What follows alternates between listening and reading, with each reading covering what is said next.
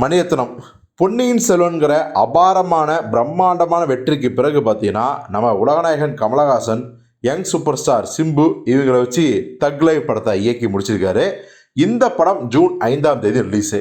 இப்போ இந்த படத்துக்கான ப்ரொமோஷன்லாம் வேற லெவலில் களை கட்டிட்டு இருக்கு. குறிப்பாக ஃபர்ஸ்ட் சிங்கிள் ஜிங்கிச்சா பாட்டு வந்து வேற லெவலில் அதிரி புதிரி ஹிட் ஆயிடுச்சு.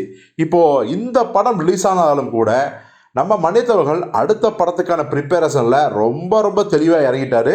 கிடந்த சில மாதங்களாகவே பார்த்தீங்கன்னா மணிரத்னம் ஆஃபீஸில் வந்து நிறைய ஆடிஷன்லாம் போயிட்டுருக்கு.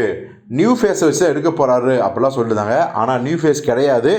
தெரிஞ்ச முகங்களை வச்சே படம் பண்ணலாம். ஒரு ஓகே கண்மணி மாதிரி, காற்று வெளியிட மாதிரி ஒரு சின்ன படம் பண்ணலாம் அப்படிங்கிற முடிவில் இருக்காராம். இதெல்லாம் ஒரு பக்கம் இருந்தாலும் இந்த படத்துக்கு அப்புறம் யாரை வச்சு படம் பண்ண போகிறாரு அப்படின்னா, நம்ம சோர்ஸ் மூலம் கிடைத்த ஒரு தகவல், அவருடைய அடுத்த படம் நம்ம சூப்பர் ஸ்டார் ரஜினிகாந்தை வச்சு தான் அப்படிங்கிறது தான் இப்போது வந்த தகவல்.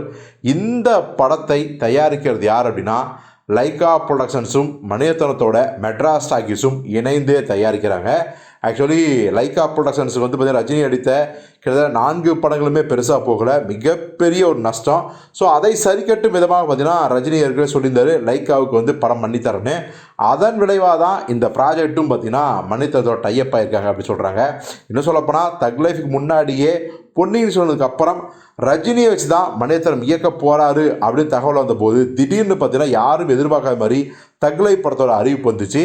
இப்போ மீண்டும் வந்து பார்த்தீங்கன்னா ரஜினியை வச்சு எடுக்க போகிறாரு தகவல் வந்தாலும் கூட அது 100% உண்மையான தகவல் அப்படிங்கிறது தான் நமக்கு வந்த தகவல். வழக்கம் போல் இந்த படத்துக்கு இசைப்பியல் ஏஆர் ரகுமான் தான் மியூசிக் பண்ணுறாரு. நிச்சயமாக இந்த படம் ஒரு மிகப்பெரிய வெற்றி படமாக அமையும். தளபதி ரஜினிக்கு ஒரு நல்ல படம் அப்படிங்கிற பேரை பெற்றுக்கிடுச்சு. ஆனால் இப்போ இந்த படம் நல்ல படம் மட்டுமில்லை, கமர்ஷியலாகவும் இந்த படம் மிகப்பெரிய வெற்றி அடையும். அப்படிப்பட்ட ஒரு படமாக தான் மணிரத்னம் எடுப்பார் அப்படின்னு நம்ம உறுதியாக நம்புவோம்.